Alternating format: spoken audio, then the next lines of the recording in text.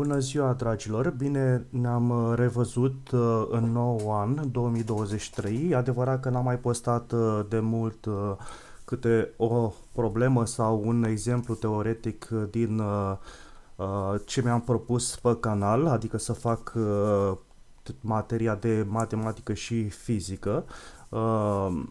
Așadar, fiindcă nu prea am făcut multe probleme de termodinamică, aș vrea să încep cu o problemă de termodinamică din principiul întâi al termodinamicii, aplicat la gaze ideale și în zona de transformare izocor.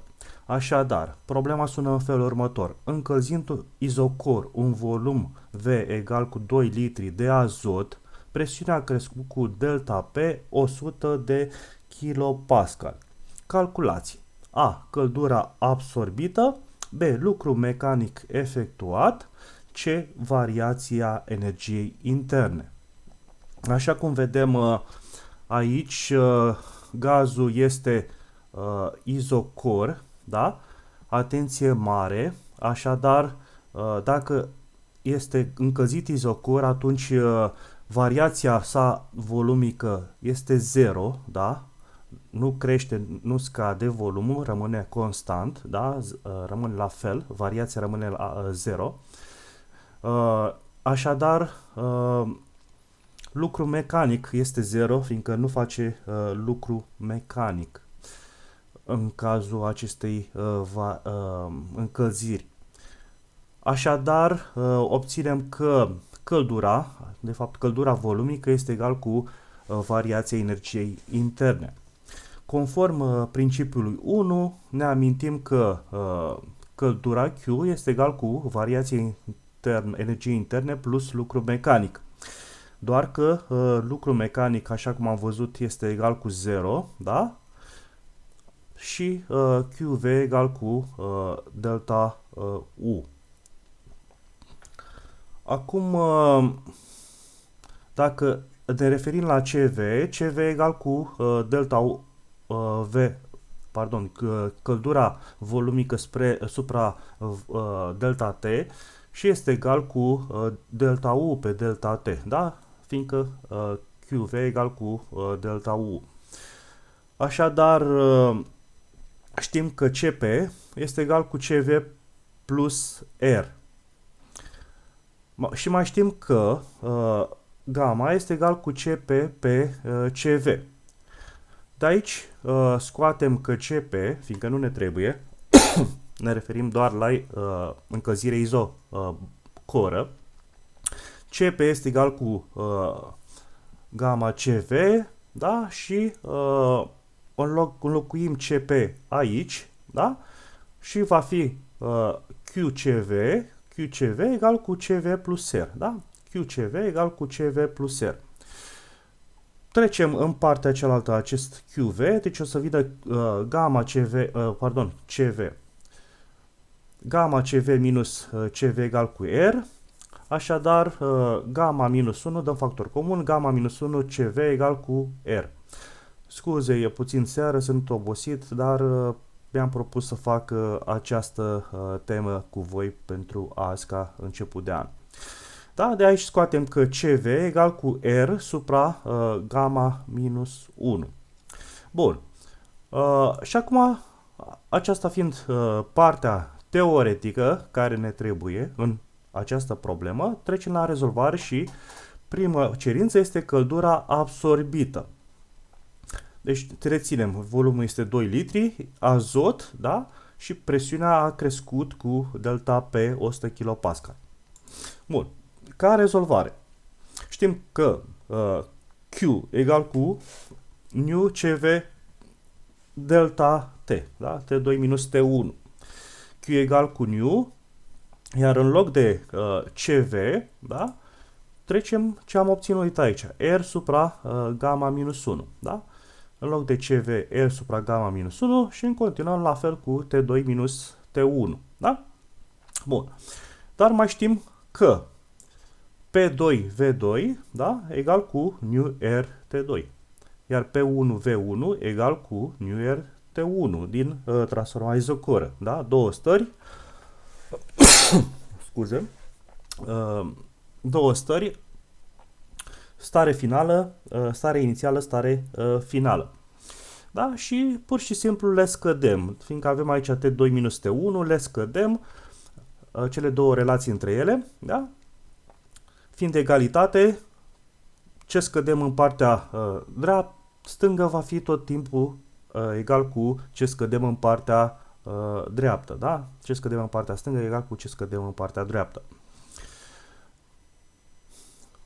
Dacă nu știți prea multă matematică, da? 2 egal cu 2, 5 egal cu 5. Dacă scădem din relația asta, relația deasupra, 5 minus 2 fac 3, egal cu 5 minus 2 fac 3. Da? Egalitatea se păstrează și după scădere.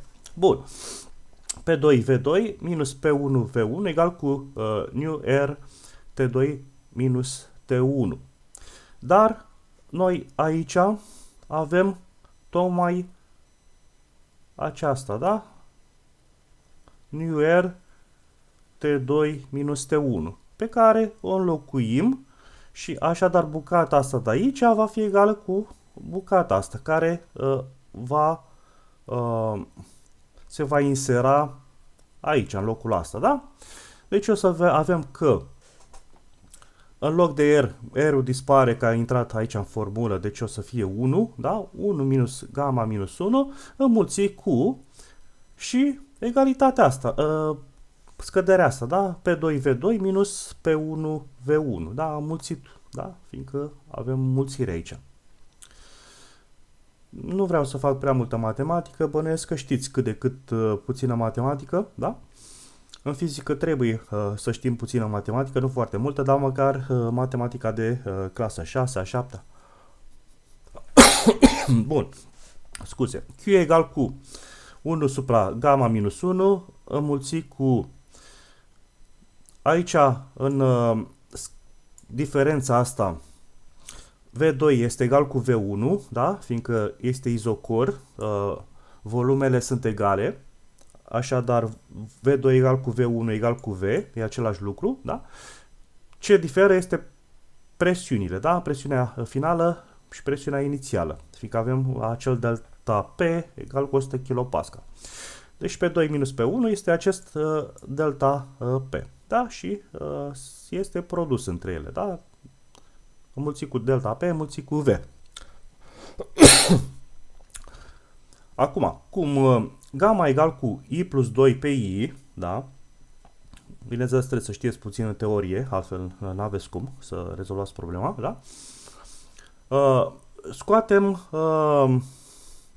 introducem gamma aici, da? Și o să ne dea 1 supra această parte, I plus 2 supra I minus 1, da? 1 supra I plus 2 supra I, adică acest gamma, minus 1, da? Egal mai departe cu. Și aici scriem 1 ca I supra I, da? Sau amplificăm cu I, ca să avem același numitor aici, că avem scădere a două fracții, da? Deci I plus 2 supra I egal cu I supra I, da? Bun, deci avem același numitor, o să vină I plus 2 minus I. I minus I va da 0, 0 plus 2, 2. Deci rămâne aici 2 supra I, da?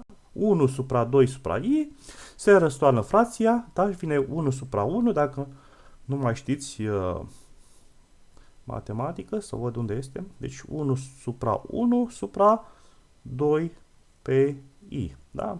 Egală mai departe cu, scriem prima fracție și o răsturnăm pe cea de-a doua, deci o să fie I pe 2, da? Deci I ori 1, adică I supra 2 ori 1, 2. Da? Și ne dă acest I supra 2. Ăsta I, da?